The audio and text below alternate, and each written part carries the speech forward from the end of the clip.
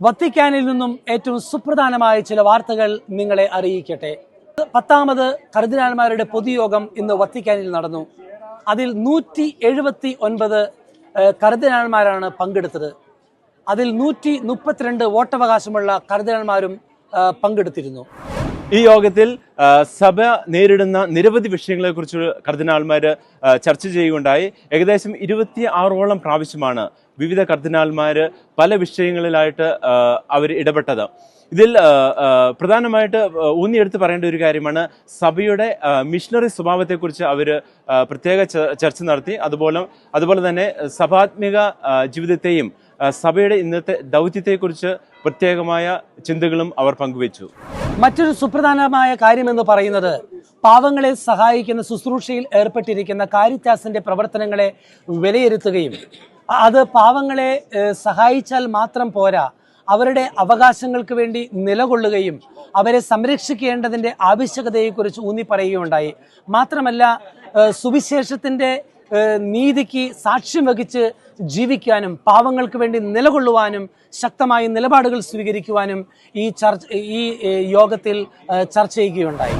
അതോടൊപ്പം തന്നെ ഫ്രാൻസിസ് പാപ്പയുടെ പേപ്പസിയുടെ നന്മകളും അതിൻ്റെ അജപാലനപരമായ പ്രാധാന്യവും ഒരു വഴികാട്ടിയാണെന്നും ഇന്ന് ലോകത്ത് കാണുന്ന പല ക്രൈസിസിന് സമാധാനം സ്ഥാപിക്കാനുള്ള മാധ്യമമായി മാറേണ്ടതുണ്ടെന്ന് കർദിനാൾമാർ വിലയിരുത്തുകയുണ്ടായി.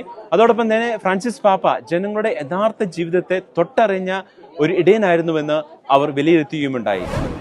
അതോടൊപ്പം തന്നെ ഈ യോഗത്തിൽ മറ്റ് പല വിഷയങ്ങളെക്കുറിച്ചും ചർച്ച ചെയ്യുകയുണ്ടായി. പ്രധാനമായും വിശ്വാസം പകർന്നു നൽകേണ്ടതിൻ്റെ ആവശ്യകത, പ്രപഞ്ചത്തോടുള്ള നമ്മുടെ പ്രതിബദ്ധത, അതോടൊപ്പം തന്നെ യുദ്ധവും മൂലം സമൂഹത്തിലുണ്ടായിരിക്കുന്ന ധ്രുവീകരണത്തെക്കുറിച്ച് പ്രത്യേകമായ ചർച്ചയുണ്ടായിരുന്നു.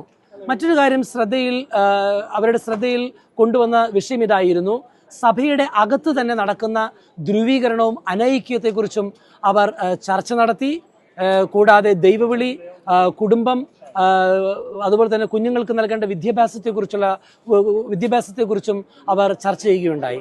കോൺക്ലേവ് നടക്കുമ്പോൾ വോട്ടവകാശമുള്ള കർദിനാൾമാർ താമസിക്കുന്നത് കാസ സാന്ത മാർത്തയിലും അതിനോട് ചേർന്നുള്ള കാസ സാന്ത മാർത്ത വെക്കിയിലുമായിരിക്കും. ഓരോ കർദിനാൾമാർക്കുമുള്ള മുറി കമർലിംഗോ ആയ കർദിനാൾ കെവിൻ ഫാരലിന്റെ നേതൃത്വത്തിൽ നറുക്കിട്ടാണ് നിശ്ചയിച്ചിട്ടുള്ളത്. വോട്ടവകാശമുള്ള കർദിനാൾമാർക്ക് നാളെ പ്രഭാതം മുതൽ, അതായത് 6-ാം തീയതി രാവിലെ മുതൽ അവിടെ താമസിക്കാനുള്ള സൗകര്യം ഉണ്ടായിരിക്കുന്നതാണ്. മറ്റൊരു കാര്യം സൂചിപ്പിക്കുവാനുള്ളത്, സിസ്റ്റൈൻ ചാപ്പലിൽ ഈ ദിവസങ്ങളിൽ നടന്നുകൊണ്ടിരിക്കുന്ന എല്ലാ അറ്റകുറ്റപ്പണികളും മിനുക്കുപണികളും ഓൾമോസ്റ്റ് പൂർത്തിയായി കഴിഞ്ഞു എന്ന് തന്നെ പറയാം.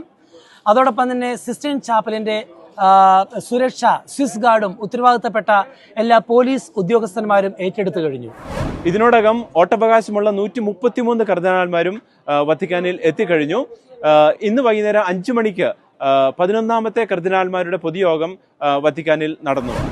മറ്റൊരു സുപ്രധാന കാര്യമെന്ന് പറയുന്നത്, കോൺക്ലേവിനായി സഹായിക്കുന്ന വൈദികരുടെയും അൽമായരുടെയും മറ്റ് എംപ്ലോയീസിന്റെയും ഒഫീഷ്യൽസിന്റെയും സത്യപ്രതിജ്ഞ, അതായത് രഹസ്യ സ്വഭാവം സൂക്ഷിക്കുമെന്ന സത്യപ്രതിജ്ഞ വത്തിക്കാനിലെ പൗളൈൻ ചാപ്പലിൽ ഇന്ന് 3 മണിക്ക് നടന്നു.